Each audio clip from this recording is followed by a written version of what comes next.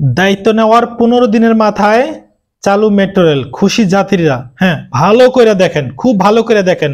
যে সমস্ত নরপিশাচ, যে সমস্ত চোরের ঘরে চোরেরা আওয়ামী লীগকে এখনো ভালোবাসবে, এখনো যারা আওয়ামী লীগকে সাপোর্ট করবে, ওরা আসলে চোর, ওরা আসলে প্রকৃত চোর, ওরা বাটপার, ওরা দেশদ্রোহী, ওরা রাজাকার, ওরা রাজাকার, ওরা রাজাকার।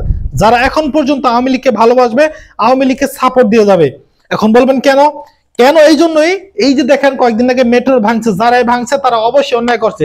যাই হোক, ভেঙে ফেলছে, এটা তো এখন তার করার কিছু না, মুখ দিয়ে বলে তার ঠিক হয়ে যাবে না। তবে একটা জিনিস আছে, ঠিক করতে লাগবে কত? 50 কোটি টাকা। সেই জিনিসটা যদি বলি আমি 300 কোটি টাকা, তাহলে কেমনে হয়?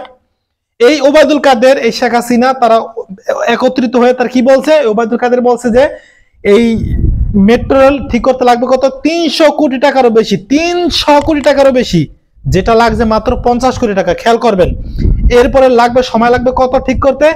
1 বছরের বেশি যন্ত্রপাতি এনে তারপরে 1 বছর বেশি সময় লাগবে এটা ঠিক করতে, মেট্রো চালু হতে। আর সেই জায়গায় মাত্র 15 দিন।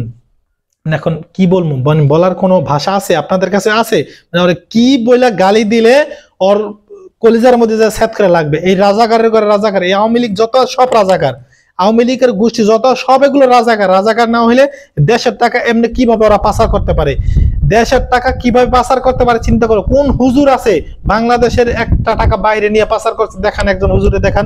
কোন হুজুর দেখাইতে পারবে না। সব এই আওয়ামী লীগের রাজাকারের বাচ্চারা বাংলাদেশ টাকাগুলো বাইরে নিয়ে পাচার করছে। দেখছেন? চিন্তা করতে পারেন।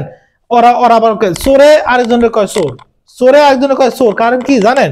কারণ হচ্ছে নিজের, ওই যে নিজের চুরিটা জানি নিজে নিজে চোর, এটা জানি ঢাকিয়ে ফেলতে পারি। তার বাস্তব প্রমাণে এই আওয়ামী লীগের কুত্তার বাচ্চাগুলো দেখছেন? চিন্তা করতে পারেন মানে মানুষ এত নিকৃষ্ট হয় কিভাবে ভাই? তুই দেশের এই চলাচল ব্যবস্থা এগুলো নিয়ে কি রাজনীতি করা লাগে? যে ভাঙছে অবশ্যই তাদেরকে শাস্তি দে, শাস্তি নিয়ে কিন্তু কম দেশ না।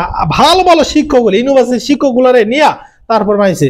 আসিফ মাহতাব স্যারের মতো একজন এত বড় শিক্ষক, এত জ্ঞানী একজন মানুষ, তার নিয়ে বানিয়েছে কি? সে বলে মেট্রো ভাঙছে। চোরের ঘরে চোর কে ভাঙছে? এখন দেশে ওরা তো এই দেশের নাগরিক।